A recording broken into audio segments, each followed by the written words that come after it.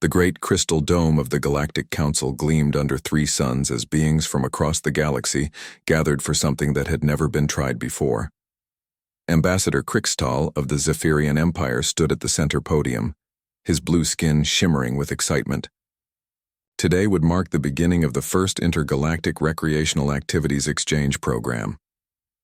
Dr. Lisa Martinez walked into the massive chamber and felt her heart skip a beat. She had seen pictures of alien species before, but nothing prepared her for the real thing. Tall, graceful beings with flowing robes floated slightly above their seats. Others looked like walking trees with bark-like skin and leaves for hair. Some had multiple arms, others had no arms at all, just long tentacles that moved like dancing ribbons. "Welcome, beings of the galaxy." Krixtal's voice echoed through the dome. His words came through a small device that translated everything into each species' language. Today we begin a new chapter in galactic harmony. We will share our recreational activities to better understand each other's cultures. Lisa clutched her tablet tighter. As Earth's sports anthropologist, she had been chosen to represent humanity. She had prepared videos of what she thought were basic, easy-to-understand human sports. Football, basketball, hockey, and rugby seemed like good starting points. The first presenter was from the Villani species.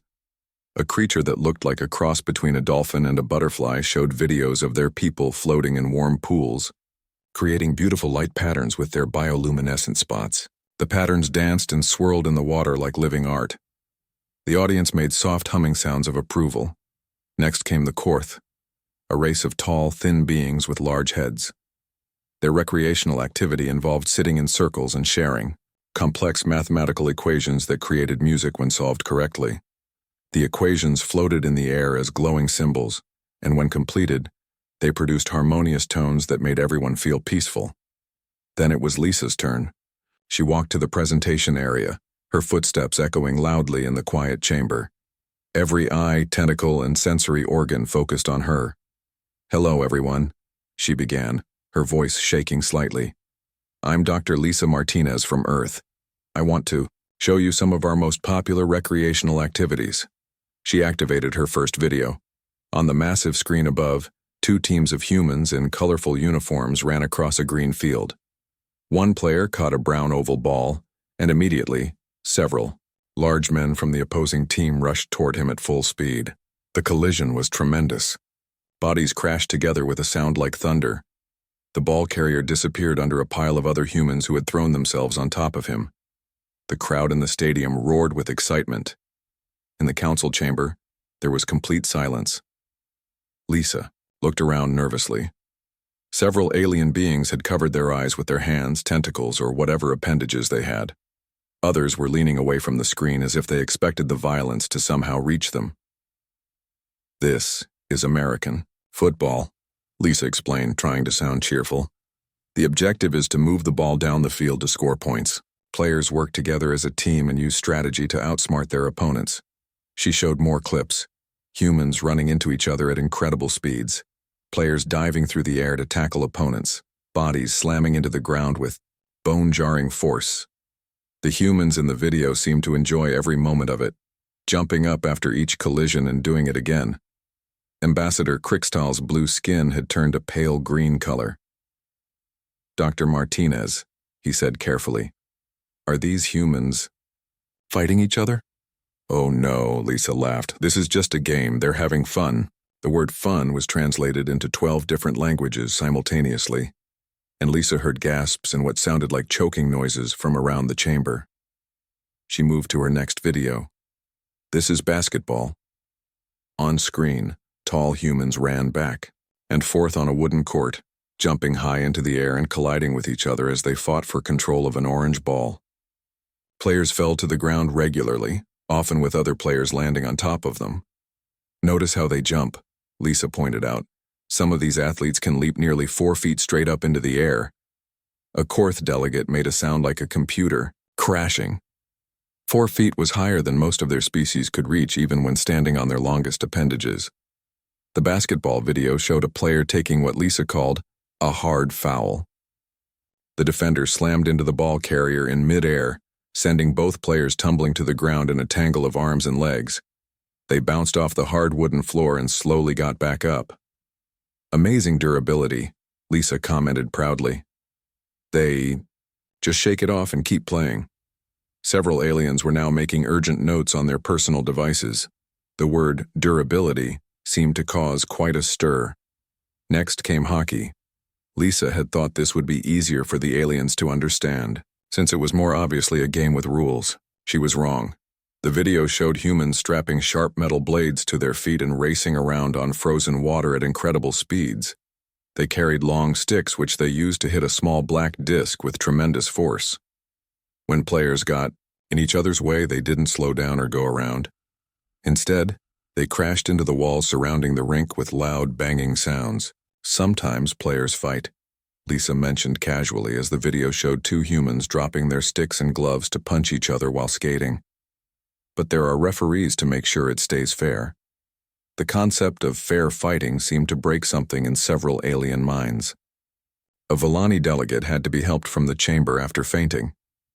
Lisa's final presentation was rugby.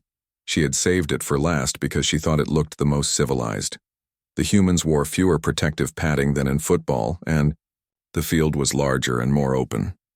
The first play showed 30 humans forming a tight group and pushing against each other with all their strength. Steam rose from their bodies in the cold air. When the ball came loose, players dove on top of it, creating a pile of struggling bodies. "This is called a scrum," Lisa explained. "It requires tremendous teamwork and coordination." The video continued, with players tackling each other and throwing their bodies around like projectiles. One player kicked the ball high into the air, and others jumped on each other's backs to catch it, creating towers of humans that collapsed in heaps when they came down. By the time Lisa finished her presentation, the chamber was eerily quiet. Many aliens were staring at her with expressions she couldn't read. Others were frantically taking notes or speaking in hushed tones to their neighbors. Ambassador Krixtal slowly stood up. His voice was carefully controlled when he spoke. "Dr. Martinez, these activities you have shown us, humans perform these regularly." "Oh yes," Lisa replied enthusiastically. "Millions of people play these sports. We start learning them as children. Most schools have teams for students to join." The phrase "as children" caused what sounded like a small explosion of whispered conversations in multiple alien languages. We need some time to process this information," Krixtal said slowly. "Perhaps we should adjourn for today and reconvene tomorrow." As the aliens filed out of the chamber, Lisa noticed they kept glancing back at her with expressions that seemed to mix fear, confusion, and something that might have been respect. She couldn't understand why her presentation had affected them so strongly. After all, she had only shown them some basic human sports.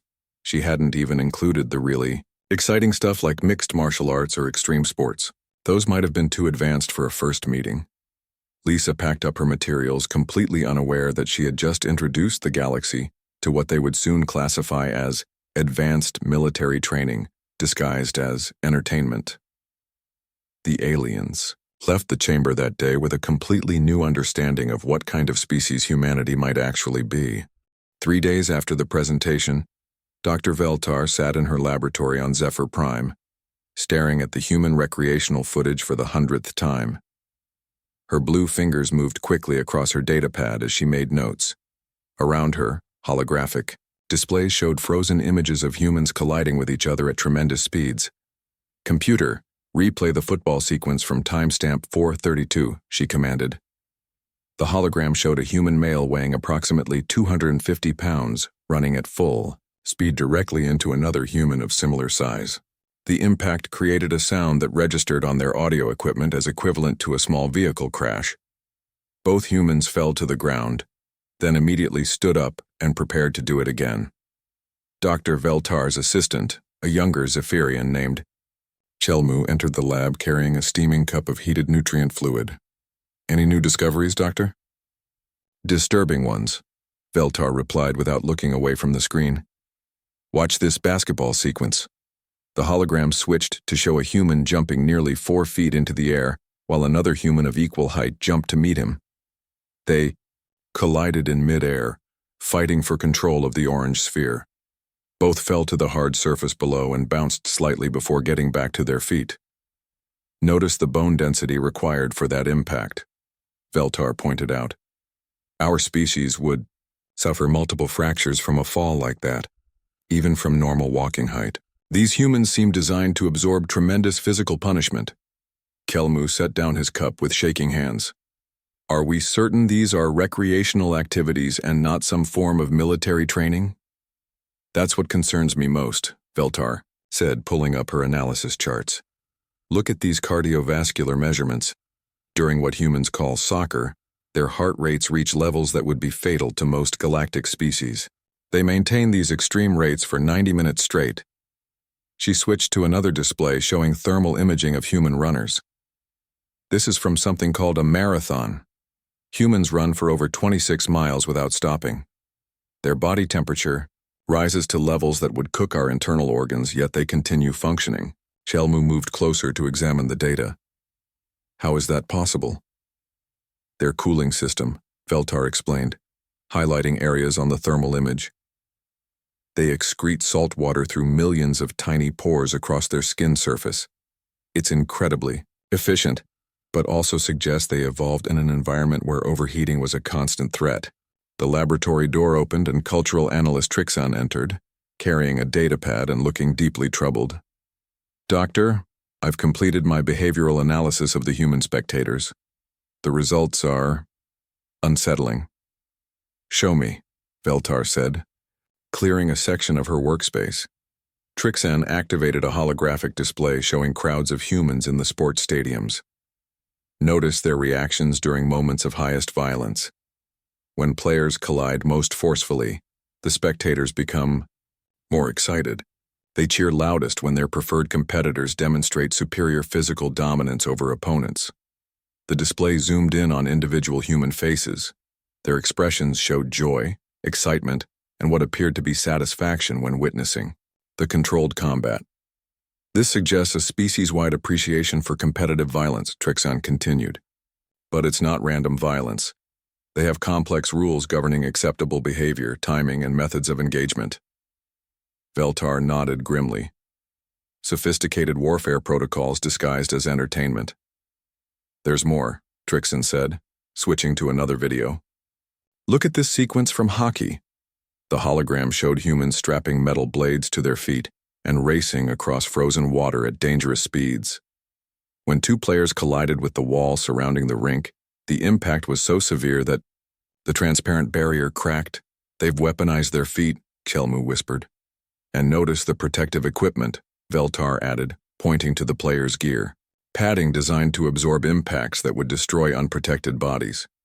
This isn't casual recreation. This is systematic conditioning for combat scenarios. Trixon pulled up additional footage.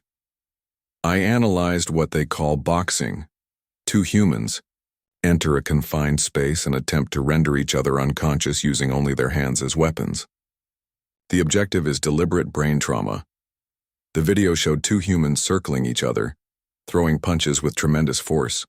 When one connected solidly with the other's head, the crowd erupted in cheers. The fighter who was struck stumbled, but remained standing and continued fighting. The human brain must be incredibly resilient, Veltar observed. Impacts that would cause permanent damage to our neural systems seem to have minimal effect on their cognitive function. Doctor, Chelmu said hesitantly, what if we're wrong? What if these really are just games? Veltar turned to face him directly. Then we're dealing with a species so naturally dangerous that their idea of fun would be classified as advanced military training by every other civilization in the galaxy. She pulled up a comparative analysis showing the physical requirements for human sports versus the capabilities of other galactic species. The differences were staggering. Look at these numbers, she said, pointing to various charts. The average human recreational athlete has bone density 300% greater than the strongest Korth warrior. Their reaction times are faster than our military pilots. Their pain tolerance exceeds what our medical science considered theoretically possible. Trixon added his own findings. I studied their language patterns during these activities. They Use terms like crushing the opponent, destroying the defense, and annihilating the competition. This is warfare vocabulary applied to recreational activities. The three scientists stood in silence, contemplating the implications of their research. "There's something else," Veltar said quietly. "I analyzed footage of human children participating in scaled-down versions of these activities. They begin this conditioning process at extremely young ages. She showed videos of small humans, barely past infant stage, kicking balls and running into each other with gleeful enthusiasm. They're training their entire population from childhood. Every human is being prepared for combat scenarios whether they realize it or not." Kelmu's skin had turned pale purple with fear. "What kind of world did they evolve on?" "A hostile one," Trixon replied. "These sports make sense if you consider them survival training for a planet where cooperation under extreme stress, physical resilience, and tactical thinking were necessary for species survival." Veltar made a decision. "We need to test our theories. I'm recommending to the Council that we attempt to replicate human recreational activities using volunteers from various species." "Isn't that dangerous?" Kelmu asked. "Less dangerous than misunderstanding what we're dealing with," Veltar replied. "If humans are as physically capable as our analysis suggests, and if these activities are actually conditioning protocols, then we need to understand exactly what level of threat or asset they represent to galactic civilization." She began composing her report to the Zephyrian Science Council. The document would be classified at the highest levels and would change how the galaxy viewed humanity forever. "Computer, begin recording official research log," she commanded. Subject: Human Recreational Activities Analysis. Preliminary conclusion. Human sports appear to be sophisticated survival training protocols disguised as entertainment. Recommend immediate testing to verify human physical capabilities and determine true nature of their recreational culture. As she dictated her findings, Veltar couldn't shake the feeling that they had severely underestimated the species that called themselves human. The question now was whether humanity represented the galaxy's greatest potential threat, or its most valuable potential ally. Either way, everything they thought they knew about the newcomers from Earth was about to change. The secret testing facility on Zephyr Prime hummed with activity as chief researcher Nixala prepared for the most dangerous experiment in galactic history. The underground complex had been built specifically to test human recreational activities, complete with medical bays, emergency response teams, and enough safety equipment to handle what they expected would be catastrophic failures. "Are all medical teams standing by?" Nixala asked through her communication device. "Affirmative," came the reply from Dr. Hellickson in the medical wing. "We have trauma specialists from 6 different species ready to respond." Nixala looked through the reinforced observation window at the first volunteer. Kellix, a young Zephyrian male, stood in the center of the testing chamber, holding what humans called a basketball. The orange sphere looked enormous in his delicate blue hands. "Remember, Kellix," Nixala spoke through the intercom, "you're attempting the most basic human recreational activity. Simply bounce the ball while moving, then throw it into the elevated ring." Kellix nodded nervously and began to dribble the basketball. The first bounce seemed normal, but when the ball returned to his hand, the impact sent vibrations through his arm bones.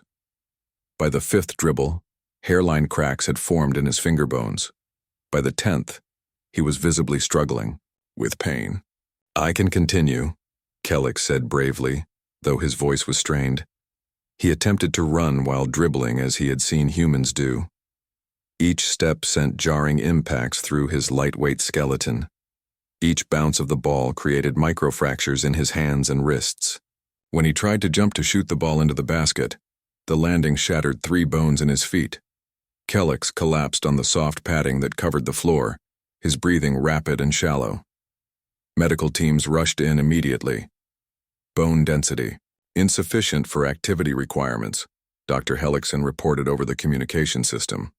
"Subject sustained 17 fractures during 3 minutes of basic basketball activity." Nixala made notes on her datapad while watching Kellix being carefully carried away on a floating stretcher. "Humans perform this activity for hours at a time," she murmured to herself. Their skeletal structure must be incredibly dense. The next volunteer was Dr. Kessa from the Villani delegation. Her species had evolved from aquatic creatures, so she had volunteered to test swimming, confident that her natural advantages would help her succeed where Kellex had failed. The testing pool had been filled with water, heated to the exact temperature humans preferred.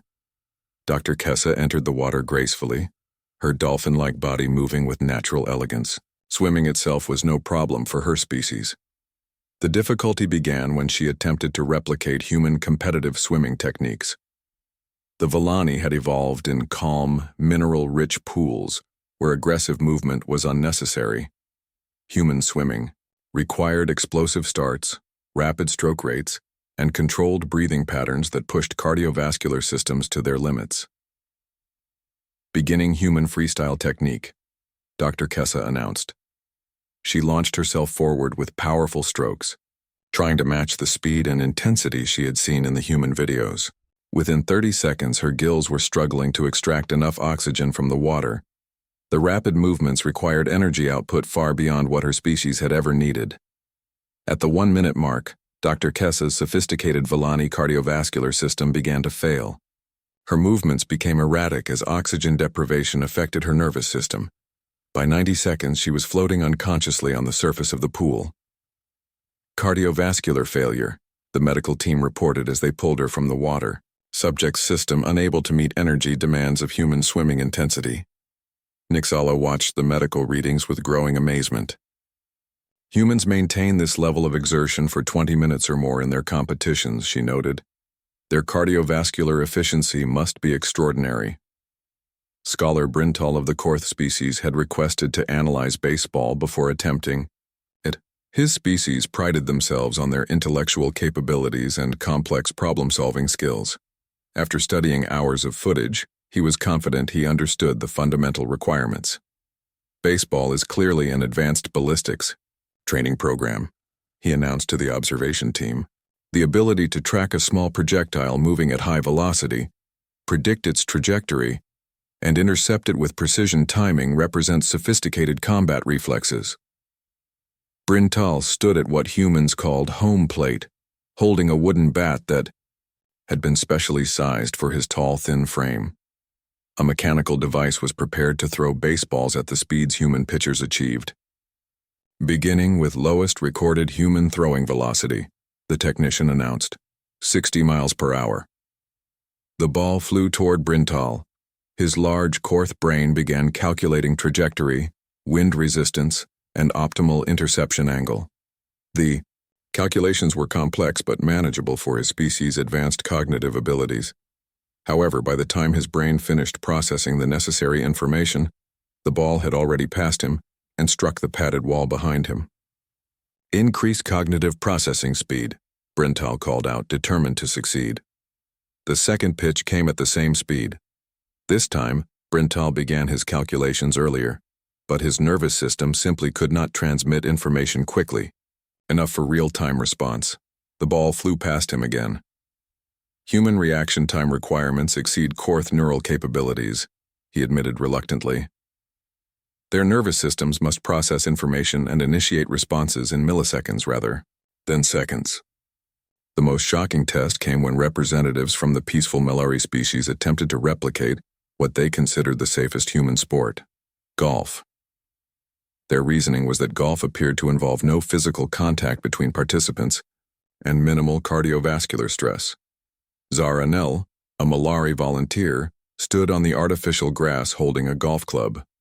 Her species had evolved on a low-gravity world where precise, gentle movements were the norm. She had studied human golf swings and was confident this would be manageable. The first swing attempt seemed successful. Zara Nell made contact with the ball and sent it flying across the testing range. However, the rotational forces required for a proper golf swing had torn several muscles in her back and shoulders. The impact of club against ball had created stress fractures in her arms. Even their gentlest recreational activity requires physical capabilities we lack, she reported through gritted teeth as medical teams attended to her injuries. Over the following days, 12 different species attempted various human recreational activities. Every single attempt resulted in injury, system failure, or complete inability to perform the required tasks. The crystalline hierarchy tried tennis and discovered their rigid body structure could not generate the rapid direction changes required.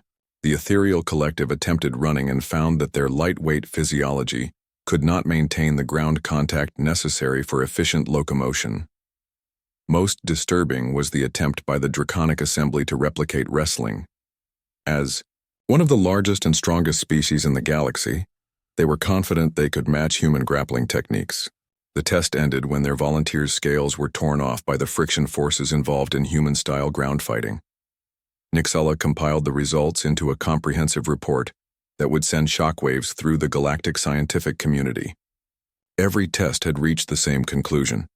Human recreational activities required physical capabilities that no other known species possessed. Computer, record final analysis, she dictated to her research log.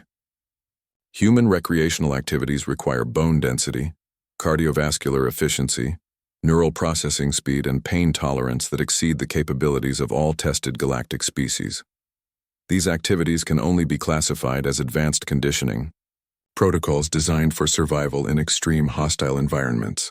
She paused, considering the implications of her findings. Recommendation: immediate reassessment of human threat level and capabilities. If these are their recreational activities, we must determine what their actual military training involves.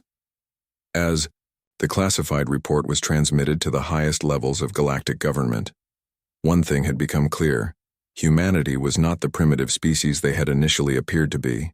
They were something far more extraordinary and potentially dangerous than anyone had imagined.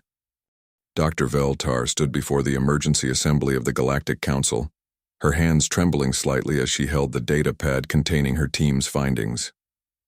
The great crystal dome was packed with representatives from 47 different species, all waiting to hear the results of the human sports experiments. "Honored delegates," she began, her voice echoing through the vast chamber. "Our analysis of human recreational activities has revealed something unprecedented in galactic history." She activated the main display screen, showing footage of the failed alien attempts to replicate human sports. Gasps and shocked murmurs filled the chamber as delegates watched their own species being injured by activities humans considered entertainment. "What you are witnessing," Dr. Veltar continued, "is not primitive barbarism, but the most sophisticated survival conditioning program ever documented. Humans have disguised advanced military training as recreational activities." Ambassador Krickstall leaned forward in his seat, his blue skin pale with concern. "Dr. Veltar, are you suggesting that human children participate in military training?" "That is exactly what our evidence indicates," she replied, switching to footage of young humans playing soccer and basketball. Human offspring begin survival conditioning at approximately 5 years of age. By the time they reach adulthood, their physical capabilities exceed those of our finest warriors. The chamber erupted in concerned conversations. Representatives whispered urgently to their advisors while others frantically took notes on their personal devices. Dr. Veltar waited for the noise to die down before continuing. "Consider the implications. What we observed as violent entertainment is actually systematic preparation for hostile environment survival. Every human sport trains specific combat and survival skills." She highlighted different activities on the screen. Football develops team tactics under pressure and physical resilience. Basketball trains rapid decision-making and spatial awareness. Hockey teaches combat on unstable surfaces with improvised weapons. Swimming builds cardiovascular endurance for escape scenarios. Senator Thralax of the Meditation Consortium stood up, his multiple arms waving in distress. "Dr. Veltar, surely you cannot believe that humans deliberately train their entire population for warfare?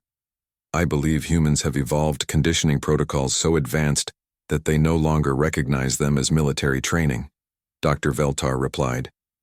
"They genuinely consider these activities recreational because survival skills are so deeply embedded in their culture." At that moment, an urgent communication arrived from Earth's diplomatic station. Dr. Zara Phillips, Earth's cultural attaché, was requesting an emergency meeting to address what she called serious misunderstandings about human recreational activities. The council agreed to hear Earth's response immediately. Dr. Phillips appeared on the main communication screen, looking confused and slightly worried. "Honored delegates," Dr. Phillips began, "I understand there have been some concerns about human sports. I want to assure you that these are simply fun activities that promote health and social bonding." Ambassador Crickstall spoke carefully. "Dr. Phillips, we have observed that your recreational activities require physical capabilities that exceed those of our military forces. How do you explain this?" Dr. Phillips looked genuinely puzzled. "I'm not sure what you mean. These are just games that people enjoy playing. They help children learn teamwork, build confidence, and stay physically fit." The alien delegates exchanged meaningful glances. The human was describing military objectives using civilian terminology. "Dr. Phillips," Dr. Veltar interjected, "could you explain why human children begin participating in these activities at such young ages?" "Of course," Dr. Phillips replied enthusiastically. "Sports teach valuable life skills. Children learn how to work together, handle pressure, overcome obstacles, and bounce back from setbacks. These skills help them succeed in all areas of life." The translation of handle pressure, overcome obstacles, and bounce back from setbacks caused several aliens to make urgent notes. These were classic military training objectives. Dr. Jonathan Blake, a child psychologist from Earth, joined the communication to help explain. "Sports are fundamental to healthy human development," he said. "They teach children how to compete fairly, respect opponents, and perform under stress. These experiences build character and resilience." The phrase "perform under stress" sent a wave of concerned murmurs through the assembly. Stress conditioning was an advanced military technique used to prepare soldiers for combat situations. "Dr. Blake," Senator Thralex asked nervously, "what happens to human children who do not participate in these activities?" "Well, they miss out on important developmental opportunities," Dr. Blake replied. "Physical activity is crucial for proper bone density, cardiovascular health, and neural development. Children who don't play sports often struggle more with teamwork and confidence later in life." The aliens processed this information with growing alarm. Humans required combat training for proper physical and mental development. Children who missed this training were considered developmentally disadvantaged. Dr. Phillips added helpfully, "That's why most schools require physical education classes. We want every child to experience the benefits of sports and physical activity." "Required training," Ambassador Crickstall whispered to his aide. "Their education system mandates combat conditioning." The communication continued with Dr. Phillips showing footage of high school athletics programs. Thousands of human teenagers competing in dozens of different sports, each one representing a different aspect of survival training. "These young people are so dedicated," Dr. Phillips said proudly. "Some train for hours every day, pushing themselves to achieve personal bests and compete at higher levels." The aliens watched 17-year-old humans performing feats of strength, speed, and endurance that would challenge their adult military specialists. The teenagers appeared to enjoy every moment of their intensive training. "Dr. Phillips," Dr. Veltar asked carefully, "what about professional human athletes? Those who specialize in these activities?" "Oh, professional sports are incredible," Dr. Phillips replied excitedly. "These athletes represent the peak of human physical achievement. They train constantly, follow strict nutrition programs, and push their bodies to absolute limits." She showed footage of professional football players, Olympic swimmers, and marathon runners. The aliens watched in stunned silence as humans performed at levels they had never imagined possible. "The dedication is amazing," Dr. Phillips continued. "Athletes often train through injuries, competing even when they're hurt. The mental toughness required is extraordinary." The phrase, "train through injuries," caused several alien delegates to lean back in their seats.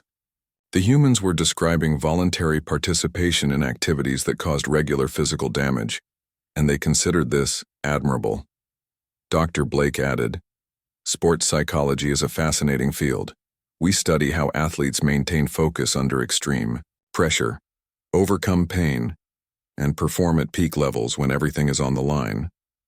The aliens now understood they were hearing about systematic psychological conditioning for combat stress management. The communication session ended with Dr. Phillips offering to send more educational materials about human sports. She seemed genuinely confused by the aliens' intense interest, but was happy to help promote cultural understanding. After the transmission ended, the council chamber was silent for several long minutes. Finally, Ambassador Krikstal spoke. "The humans have no idea what they just revealed to us." Dr. Veltar nodded grimly. "They described a species-wide conditioning program that begins in childhood and continues throughout their lives. Every human is trained to function under extreme stress, overcome physical limitations, and continue operating despite injury." Senator Thralex's voice was barely a whisper. "And they do this for fun." "The question now," Dr. Veltar said, "is what their actual military training must involve, if these are their recreational activities." As if summoned by her words, another communication request arrived. This time it was from Admiral Patricia Hayes of the Earth Defense Force, offering to present information about human military training programs as part of the Cultural Exchange Initiative. The alien delegates looked at each other with expressions of fascination and terror. They were about to discover what humans considered serious military preparation. The emergency session of the Galactic Council had been moved to the highest security chamber deep beneath the crystal dome. Representatives from every major species sat in stunned silence as they waited for Admiral Patricia Hayes of the Earth Defense Force to begin her presentation about human military training. Ambassador Krikstal's hands shook slightly as he introduced the session. "Admiral Hayes, the Council has requested this meeting to better understand human military capabilities in the context of our recent cultural exchange program." Admiral Hayes appeared on the main screen wearing a simple blue uniform with various, colorful ribbons pinned to her chest.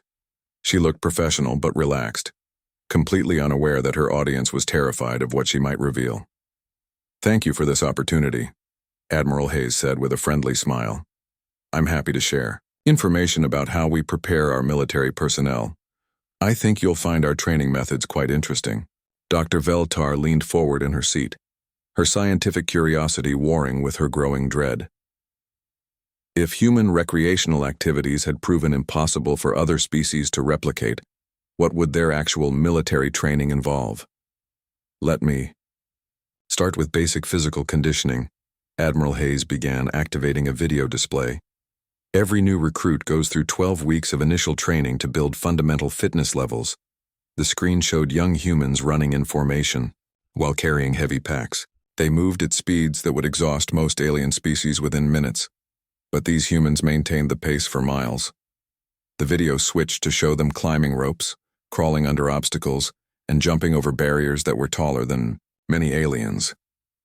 "This is just the beginning," Admiral Hayes explained cheerfully. "We call it basic training because it establishes the minimum fitness standards all soldiers must meet." Senator Thralex made a choking sound. What humans considered minimum standards exceeded the maximum capabilities of his species' elite forces. The presentation continued with combat training footage. Humans practiced fighting with weapons, hand-to-hand combat, and tactical movements under simulated battle conditions. What shocked the aliens most was how the humans reacted to simulated injuries. "Pain tolerance is crucial," Admiral Hayes noted, as they watched a soldier continue fighting, despite what appeared to be significant wounds. "Our personnel trained to maintain operational effectiveness even when injured. The human body can function remarkably well under adverse conditions." Dr. Veltar was frantically taking notes. The humans were describing capabilities that bordered on the impossible. She watched soldiers performing complex tasks while exhausted, dehydrated, and operating on minimal sleep. "One of our most important training elements is stress conditioning," Admiral Hayes continued. "We deliberately create high-pressure situations that test mental resilience and decision-making under extreme circumstances." The video showed humans making split-second tactical decisions while explosions went off around them, while carrying wounded comrades, and while functioning with limited resources. Their stress responses were unlike anything the aliens had ever documented. "Admiral Hayes," Ambassador Krikstal asked carefully, How do human soldiers compare to your civilian athletes? Admiral Hayes laughed. That's an interesting question. Many of our best athletes could probably pass basic military fitness tests without additional training. The fundamental requirements aren't that different: cardiovascular endurance, strength, mental toughness, and teamwork. The alien delegates exchanged horrified glances. Human recreational athletes possessed military-grade capabilities. Of course, military training goes far beyond basic fitness, Admiral Hayes continued. We focus heavily on tactical thinking, equipment operation, and specialized skills. She showed footage of humans operating complex machinery, coordinating large-scale operations, and adapting to rapidly changing situations. The level of multitasking and information processing required would overwhelm most alien command systems. Environmental training is also crucial, Admiral Hayes added. Our personnel must be able to operate in any conditions they might encounter. The screen displayed humans training in extreme heat, bitter cold, underwater, and in low-oxygen environments. They functioned effectively in conditions that would be lethal to most galactic species. Dr. Elena Rodriguez, a biomechanics expert, joined the presentation to explain human physical capabilities. The human body is remarkably adaptable, she said enthusiastically. Our bone density, muscle fiber composition, and cardiovascular efficiency allow us to perform in ways that might seem impossible to other species. She showed comparative data that left the aliens speechless. Human strength-to-weight ratios, reaction times, and endurance capabilities were off the charts compared to galactic norms. What's really fascinating, Dr. Rodriguez continued, is how our recreational activities complement military training. Athletes and soldiers develop many of the same physical and mental attributes through different pathways. Coach Ryan Davis appeared on screen to demonstrate basic human flexibility and strength exercises. He performed movements that required joint mobility and muscle control far beyond what any alien species could achieve. These are standard warm-up exercises, Coach Davis explained as he bent his body into positions that looked anatomically impossible to the watching aliens. Any healthy human should be able to perform these movements. Dr. Nicole Turner, a sports medicine physician, joined to discuss human injury recovery. One advantage humans have is our ability to heal from significant trauma and return to full activity levels, she said. We've developed sophisticated methods for treating and preventing sports-related injuries. She showed medical footage of humans recovering from broken bones, torn muscles, and head injuries that would permanently disable most alien species. The humans not only healed but often returned to the same activities that had injured them. Pain management is a crucial skill, Dr. Turner explained. Humans can learn to function effectively despite significant discomfort. This ability serves us well in both athletic and military contexts. The presentation concluded with Admiral Hayes offering to arrange cultural exchange visits where alien representatives could observe human training facilities firsthand. We'd be happy to show you our military academies, training bases, and sports complexes, she said warmly. I think you'd find it educational to see how we develop human potential. After the transmission ended, the council chamber remained silent for several minutes. Finally, Ambassador Crixtel found his voice. Motion to reclassify humanity's status within the galactic community, he announced formally. Dr. Veltar stood to address the assembly. Based on our analysis, humans represent the most physically capable species ever encountered. Their recreational activities constitute advanced survival training that no other species can replicate. Their military capabilities exceed our current threat assessment models. Senator Thralex added, the evidence suggests that humans evolved on a world so hostile that survival required capabilities we consider supernatural. They have unknowingly become the galaxy's ultimate survival specialists. The vote was unanimous. Humanity would be offered a new role in galactic society, not as junior members learning from advanced civilizations, but as the galaxy's premier experts in survival, physical conditioning, and hostile environment operations. Within days, requests poured in from across the galaxy. Species wanted human consultation on developing emergency response capabilities, improving physical conditioning programs, and preparing for hostile environment missions. The final irony was not lost on Dr. Veltar as she filed her concluding report. The galaxy's most advanced civilizations were now asking the species they had initially dismissed as primitive to teach them how to survive. Coach Ryan Davis found himself appointed as the galaxy's first director of interspecies physical development, tasked with adapting human training methods for alien physiology. His first challenge was teaching aliens to play what humans considered children's games. The last entry in Ambassador Crickstall's personal log read, "We invited them to share their recreational activities. We discovered we had been observing the most sophisticated survival conditioning program in galactic history. The question is no longer whether humans belong in our civilization. The question is whether our civilization is prepared for humans.